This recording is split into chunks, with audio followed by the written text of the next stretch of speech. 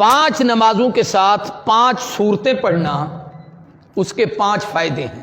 فجر کی نماز کے بعد سورہ یاسین جو شخص پڑھتا ہے اللہ اس کے معاملات اپنے ذمے لے لیتے ہیں، یعنی اس کے تمام کام کاج اللہ اپنی قدرت اور رحمت سے پورے کریں گے۔ ظہر کی نماز کے بعد سورہ فتح، انا فتحنا لک فتحا مبینا، جو آدمی اس کے پڑھنے کا اہتمام کرتا ہے سورہ فتح کو، اللہ اس وقت تک موت نہیں دیتے جب تک حج عمرہ نہ کر لے۔ تجربہ کر لو۔ حضرت درخاستی کے ایک پرانے شاگرد تھے، مولانا قدرت اللہ، فورٹ عباس کے تھے۔ میں وہاں تقریر کرنے گیا، معذور تھے، ایک بازو ان کا نہیں تھا، یہاں سے کٹا ہوا تھا۔ میں نے اس تقریر میں یہ وظیفہ بتایا کہ آپ لوگ اس صورت کا اہتمام کریں، اللہ حج عمرے کی سعادت نصیب کریں گے۔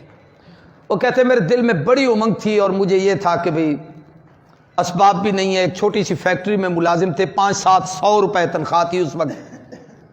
تو کہتے میں نے توکل کے ساتھ اس سورت کو پڑھنا شروع کر دیا، روزانہ ظہر کے بعد پڑھتا تھا۔ سال نہیں پورا ہوا تھا پڑھتے پڑھتے، کہنے لگے فیکٹری مالک نے ایک دن مجھے بلا کے کہا مولانا صاحب آپ کا وہ پاسپورٹ وغیرہ بنا ہوا ہے۔ میں کہ جی غریب آدمی ہوں، میں نے کوئی باہر سفر پہ جانا ہے کہ پاسپورٹ بنوں؟ کہنے لگے نہیں میں پیسے دیتا ہوں، آپ پاسپورٹ تو بنوائیں، اللہ آپ کے لیے کوئی آسانی فرما دے۔ کہتے جی اس کے پیسوں سے میں نے پاسپورٹ بنوایا، اس نے مجھے پاسپورٹ لے کے جی ویزا لگوا دیا، خرچے بھی دیے، سفر خرچ بھی دیا، ٹکٹ بھی دیا، 10 روپے بھی میرے خرچ نہیں ہوئے، جیسے گیا تھا اسی طریقے سے سفر کر کے واپس آیا، بلکہ وہاں سے اللہ نے جو نعمتیں دی وہ بھی ساتھ لے کے آیا۔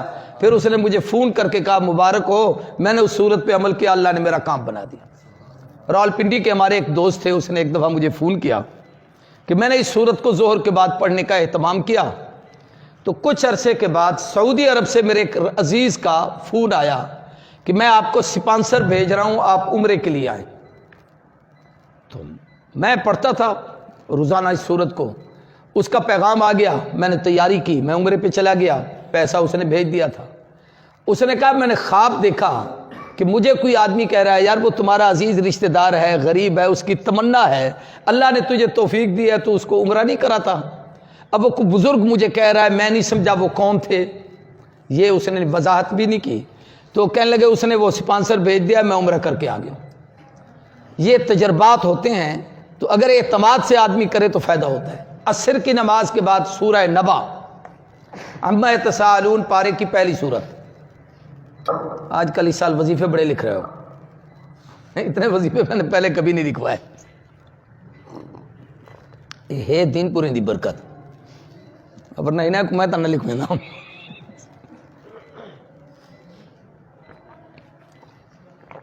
کچھ وظیفے میاں صاحب کے پاس بھی ہیں، وہ ان سے پوچھنا، جس کی شادی نہ ہو نا یہ تویز دیتے ہیں۔ دین پور میں ایک جمعرات ہوتی ہے، اس کو کہتے ہیں چھڑیں دی جمعرات، چھڑے سمجھتے ہو اکیلے جو ہوتے ہیں، اس رات اتنے لوگ جمع ہوتے ہیں جس کی حد نہیں، صبح کو لائن لگی ہوتی ہے، سب کو میاں صاحب نام پوچھ کے تویز لکھتے جاتے ہیں، دیتے جاتے ہیں، کام ہو جاتے ہیں۔ تویز کی تو پتہ نہیں اجازت دینا دیں میاں صاحب آپ کو، لیکن وہ یہ ہے کہ تویز لکھ دیں گے آپ کی شادیاں ہو جائیں گی جن کی نہیں ہوئی۔ اچھا توجہ کریں، عصر کی نماز کے بعد سورہ نبا، اس کے پڑھنے کا فائدہ یہ ہے کہ اللہ تعالیٰ قیامت کی ہولناکی سے محفوظ فرمائیں گے، کیونکہ اس کے آخری رکوع میں جنت اور جہنم کی کیفیات ہیں، اور شروع میں اللہ کی توحید ہے ساری۔ مغرب کے بعد سورہ واقعہ رزق کی برکت کے لیے، عشاء کے بعد سورہ ملک قبر سے، عذاب قبر سے نجات کے لیے۔